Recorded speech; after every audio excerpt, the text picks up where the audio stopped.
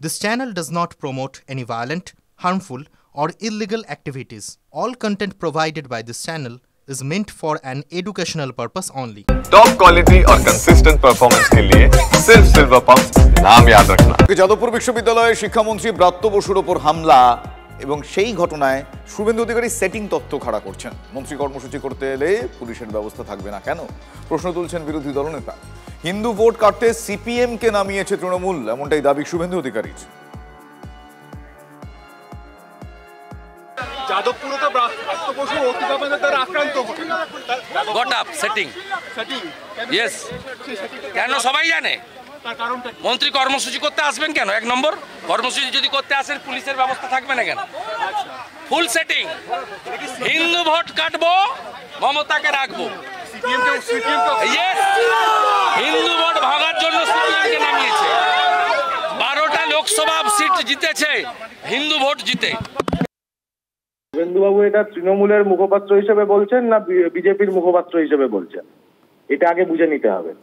তার কারণ যখন তৃণমূল দেখছে যে আর তারা পেরে উঠছে না ব্রাত্য বসুর মতন একজন ক্রিমিনালকে, একজন ক্রিমিনাল মাইন্ডেড মানুষকে রক্ষা করতে, তখন এখন বিজেপিকে আসরে নামানো হয়েছে। শুভেন্দু অধিকারী হঠাৎ করে রোববার দিন দুপুরবেলা কি করতে গেলেন? ওখানে মিছিল করতে, পাকানো এবং সেই অশান্তির ঘোলা জলে মাছ ধরবার চেষ্টা করছে এখন শুভেন্দু বাবুরা।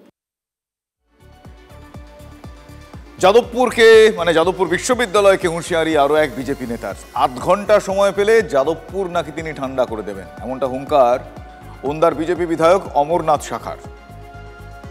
এই বামপন্থীরা তো জোরে জোরে মাছ তো ভাই, আমরাও কেন্দ্রীয় নেতৃত্ব এবং রাজ্য নেতৃত্বকে বলবো যে সমস্ত কিছু বিবেচনা করে আমাদের বিজেপির কার্যকর্তাদিকে, এবিপির কার্যকর্তাদিকে ছেড়ে দেন। 8 ঘন্টার মধ্যে আমরা যাদবপুরকে ঠান্ডা করে দেবো। আমরা ভারতীয় জনতা পার্টি করি, আমরা কারো মুখাপেক্ষি হয়ে করি না। যে অশান্তির বাতাবরণ চলছে সেইখানে আপনারা টিভি খুললেই আপনারা দেখতে পাবেন। যা ঘটছে এটার হুঁশিয়ারির কি আছে? যাদবপুর আমাদেরকে 8 ঘন্টা ছেড়ে দেয়, আমরা রাজ্য কেন্দ্রীয় নেতাদের সাথে বলবো 8 ঘন্টার মধ্যে যাদবপুর ঠান্ডা হয়ে যাবে। কারণ এটা তৃণমূল আর সিপিএম এর একটা কোলাকুলি চলছে। আজকে সারা পশ্চিমবাংলায় যেমন ভোটের সময় কোলাকুলি হয়েছে, এবারেও ওই তৃণমূল আর সিপিএম ওইখানে যাদবপুরে কোলাকুলি খেলছে। বিজেপি যদি ক্ষমতায় আসে বা ধরুন মোদী সরকার যদি আর কয়েক বছর ক্ষমতায় থাকে, তাহলে খালি যাদবপুর বলে না, মানে গোটা দেশের সমস্ত বিশ্ববিদ্যালয়, সমস্ত স্কুল কলেজ ফাঁকা হয়ে যাবে।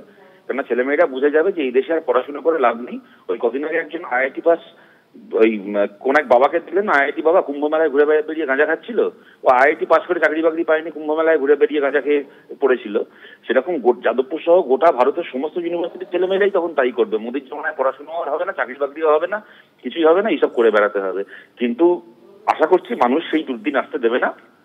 না 7 তেলও পুড়বে না, রাধাও নাচবে না, বিজেপি ক্ষমতাতেও আসবে না, যাদবপুর ফাঁকাও হবে না। বরং আমি বিজেপির বিধায়ককে এইটুকু বলবো যে আপনাদের তো বিজেপির বিধায়কের ঘরটা সব ক্রমশ ফাঁকা হয়ে যাচ্ছে। একসময় ওই ঘরে 2021-এর ভোটের পরে 77 জন বিধায়ক ছিল। এখন তৃণমূলে যেতে যেতে যেতে যেতে রোল কল করলে হয়তো এখন 30-35 জন বিধায়ক পড়ে আছে, বাকি সব তৃণমূলে চলে গেছে। আপনাদের বিধায়ক সংখ্যাটা ফাঁকা হয়ে যাচ্ছে কেন? 77টা আসন জেতার পর ওইটা নিয়ে ভাবুন। যাদবপুর কেন ফাঁকা হবে, কবে ফাঁকা হবে, ওই নিয়ে দুশ্চিন্তা করতে হবে না।